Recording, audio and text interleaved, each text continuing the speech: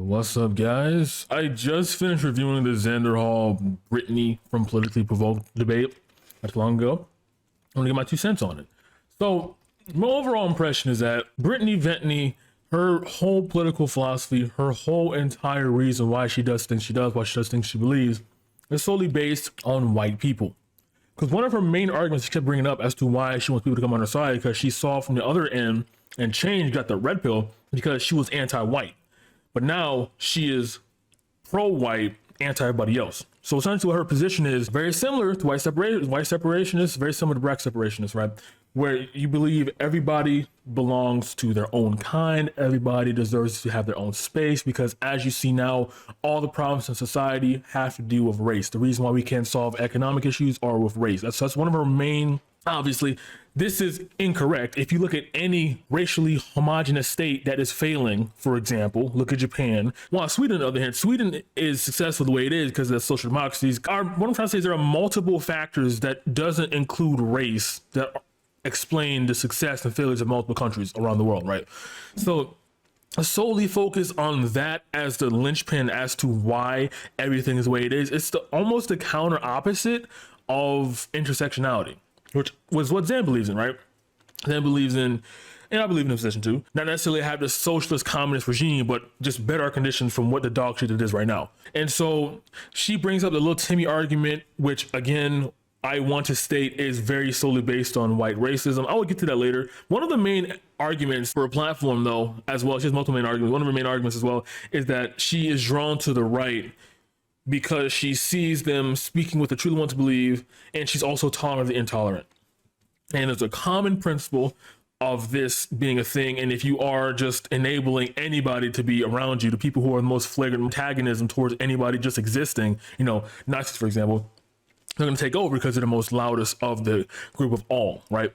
So the more and more tolerant you are of just outlandish behavior, the more outlandish behavior the group will become, because that's the only thing that can be tolerated. Therefore, nobody else wants to rise to the occasion, because that is honestly, that's kind of hard to just keep that up if you're not about that lifestyle, right? And so she'll focus on right-wing censorship. She'll focus on white people getting hate crime. She'll focus on random black liberals and random Hispanic leftists saying white people are stupid and dumb, and conflicted with every single left-leaning position to state that the anti-white rhetoric is the most blaringly obvious agenda that's being painted as being pushed, and we're all going to be pushed out of the nation. Like, it's just a bunch of paranoia, right? A bunch of paranoia conflating the fact that she thinks the moment that it ticks over from 51% white to 49%, it's going to turn to the purge, and everybody's going to dog white people, hate crime them. Tucker Carlson, insert black people, just hate criming the entire city. Like, it's insane. Like, this is borderline like anti-vax territory of the paranoia, in a sense where you can't talk them out of it because they've already painted themselves in this box where this is the only thing they're going to see happening. Like, and the thing is, like, if you try to constructively break down how unintelligible, how just fantastical the plot would be to actually implement the policies of separating people by races to avoid that race war hysteria, it's insane. You would have to massively fund the government and the military way more than you do now, but you hate giving the government taxes, you don't trust the government since you're anti-authoritarian.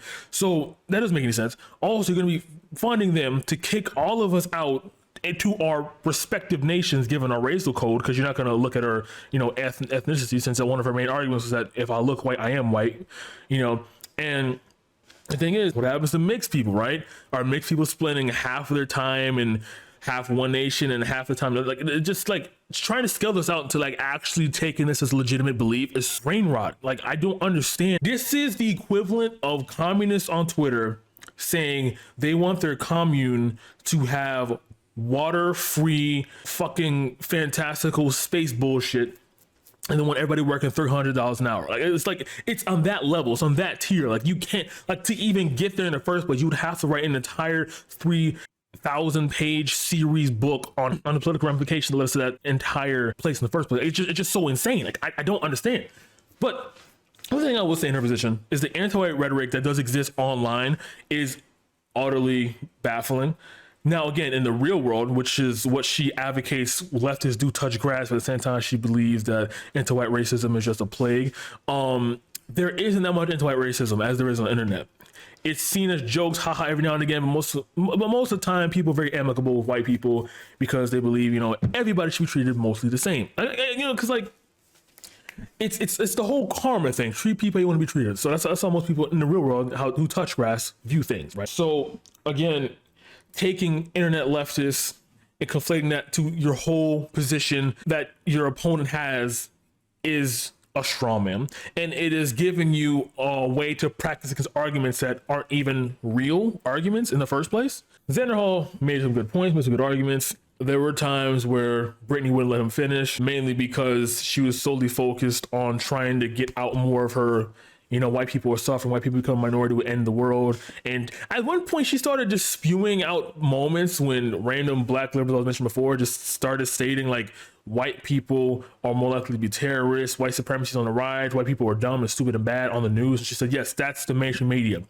But then Xanderhal said a good point, which I agree with. Maybe people are more normalizing this content, even though it is wrong objectively, because it's not as harmful as literally any other form of racism, right? That's probably the reason why we're doing it. Again, I don't condone any anti-white rhetoric whatsoever, but paint this as a picture as white people are being attacked solely because they're white, and therefore that is horrible, even though the examples you gave were in contrast to like actually like looking at statistics and that type of shit, things y'all do all the time. It is a bit odd. The little Timmy example was mentioned before. So basically what the little Timmy example is, and one of her main core arguments is that imagine if you have a white kid in an all black area and he's getting made fun of being white.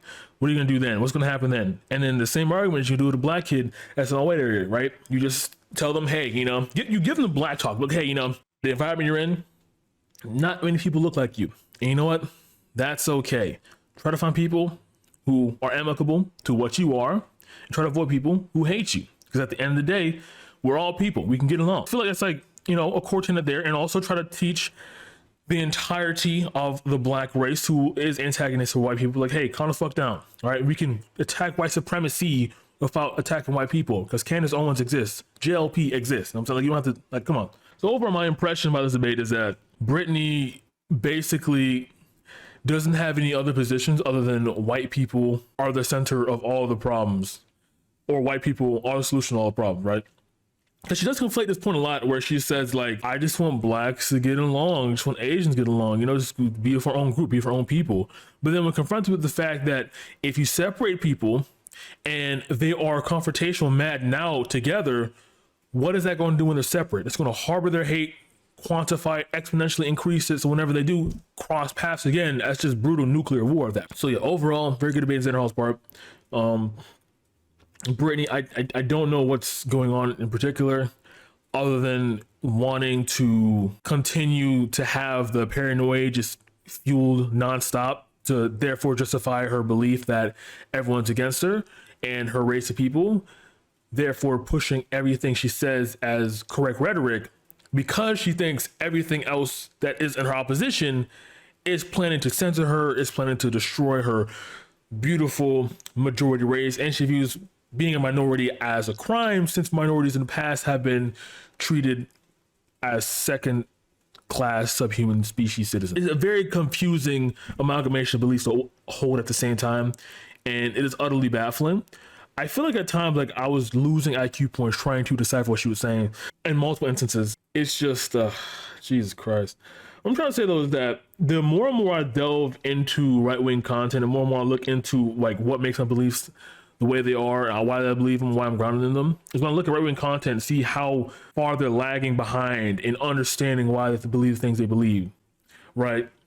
They claim misinformation is a bad idea, and they claim that any and all sorts of forms of evil are equal without thinking about it whatsoever. And then when they do think about it, it's not in the sense of let me detach myself from the situation, look at it objectively. It's I have to keep myself attached while I'm thinking about this, and if it doesn't relate to me whatsoever, then it isn't as evil as people say it is. It's very self-centered, very narcissistic, in lack of better words, very paranoid as well, right? Well, I do believe there is a race problem in America. I don't believe that attacking people who are racist all the time is going to end the solution. We should be educating people, because at the end of the day, education is how you promote a better future that you're trying to look forward to, right? Because my whole goal is egalitarianism. You're trying to make everybody see each other as equal, smiley face, even if it's fucking impossible It's much better than just attacking your opponent, because that doesn't do anything for your cause.